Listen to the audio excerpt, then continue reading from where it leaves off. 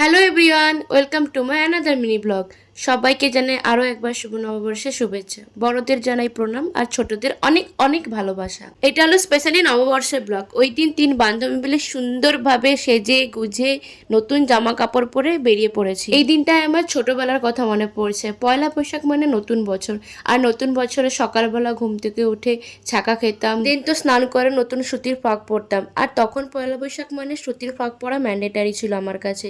তারপর তো সন্ধ্যেবেলা বাবা মার সাথে হালখাতা করতে বেরোতাম, সেখান থেকে কত রকমের মিষ্টির প্যাকেট পেতাম, আর সেখান থেকে নিজের জন্য ভালো ভালো মিষ্টি সরিয়ে রাখতাম।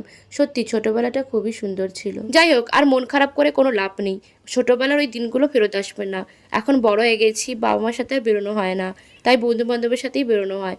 তো চলো, আর দেরি করে লাভ নেই, পিৎজার মোমোটা তো খেতে হবে। তারপর তো বেরোনোর টাইমে হঠাৎ করে ঝোড়ো হওয়া স্টার্ট হয়ে যায়, আর তাই দেখি আমার বান্ধবী বাড়ি যাওয়ার জন্য তাড়াহুড়ো করছিল। বাট সত্যি কথা বলতে তেমন কোনো ঝড় হয়নি, বাট ও যে হারে করছিল না, মনে হচ্ছিল যেন আমফান ব্যাক করেছে। আর আমরা বাড়ি ফেরার সময় এভাবে রাস্তায় ছ্যাবলামো মারছিলাম, আর ওকে বারবার করে এই কথাগুলোই বলছিলাম। তোমরা কিচ্ছু ঝড় ঝড়ের কোনো ঠিকানা পাচ্ছে না।